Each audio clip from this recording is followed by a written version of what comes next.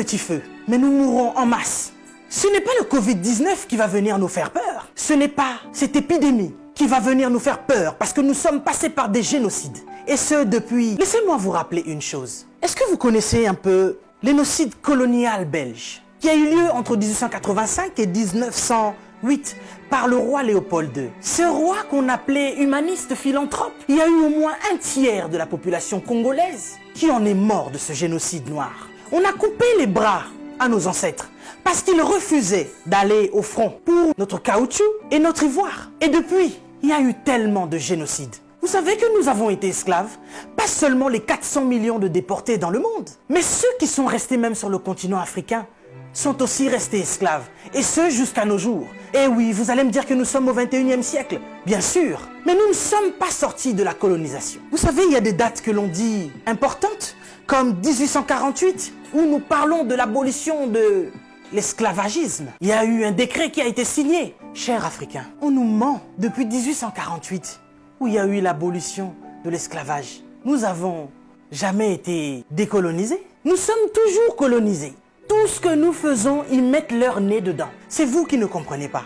C'est vous qui ne comprenez pas que vous êtes forts. Nous sommes forts. Nous sommes puissants et nous sommes plus résistants qu'eux. C'est pour ça qu'ils ont peur de nous. Nous avons résisté au choléra, nous avons résisté à Ebola, nous avons résisté à la malaria, nous avons résisté au palu. Nous résisterons au Covid-19. Ils veulent vous faire peur. Ils veulent nous faire peur. Il faut être prudent. Oui, la Bible nous recommande d'être prudent, mais pas d'avoir peur. Ils nous alarment sur cette épidémie qui n'a même pas encore tué 100 000 personnes. Mais en Afrique, c'est des millions d'âmes qui se meurent chaque jour de la famine. Eh oui, laisse-moi vous éclairer, vous ouvrir les yeux. Je vous ai dit que nous étions plus qu'en guerre. Nous sommes en deuil. Nous sommes en deuil. Et c'est depuis qu'on nous a colonisés. Nous n'avons même pas pu pleurer nos morts, pour beaucoup, parce qu'ils les entassaient dans des fosses communes. Parce qu'il y a encore, à l'heure où je vous parle, nos frères qui sont en Libye et dans tous ces pays que vous connaissez, où il y a encore la traite des Noirs.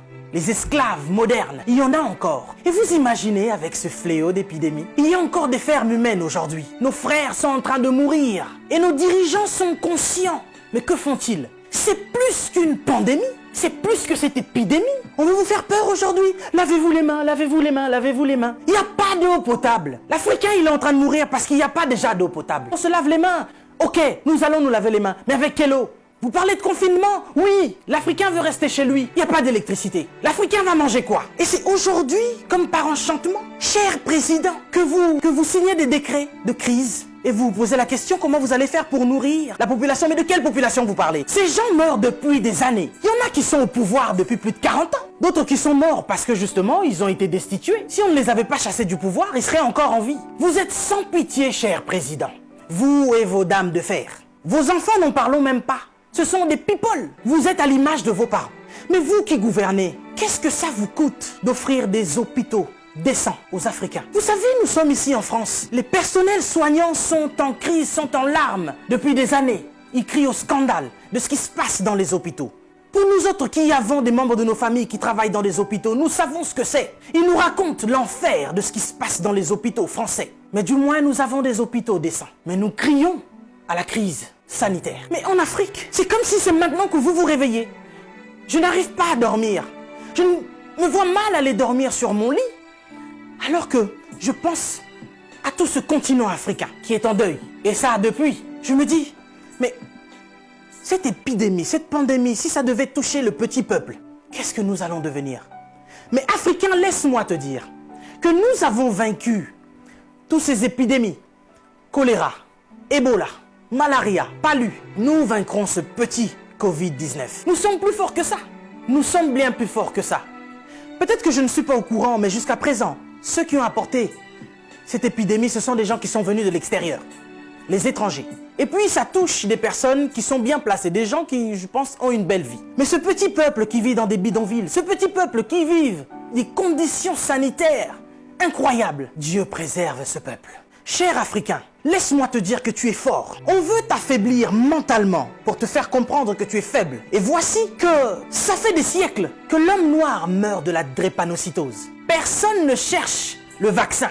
Personne ne cherche à soigner cela parce que, dit-on, c'est la maladie des Noirs. Mais soudainement, on nous parle d'un vaccin pour aider la population noire Face à cette pandémie de Covid-19, nous n'avons que faire de vos vaccins.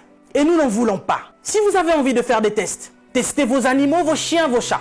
L'homme africain n'est pas un animal. Nous ne sommes pas des cobayes de vos labos pour que vous commenciez vos tests sur nous.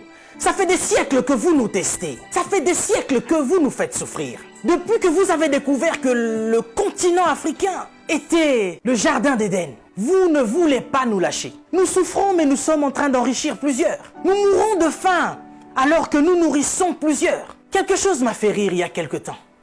23 Italiens retrouvés clandestinement sur un port nigérian. Ah, depuis quand l'Italien rentre clandestinement au Nigeria? Parce que vous voulez aller vous réfugier en Afrique maintenant? Il n'y a pas très longtemps, sur vos côtes, vous chassiez les migrants de vos côtes. Votre Premier ministre a dit qu'il ne voulait plus. Il en avait marre de cette invasion africaine sur ses sols.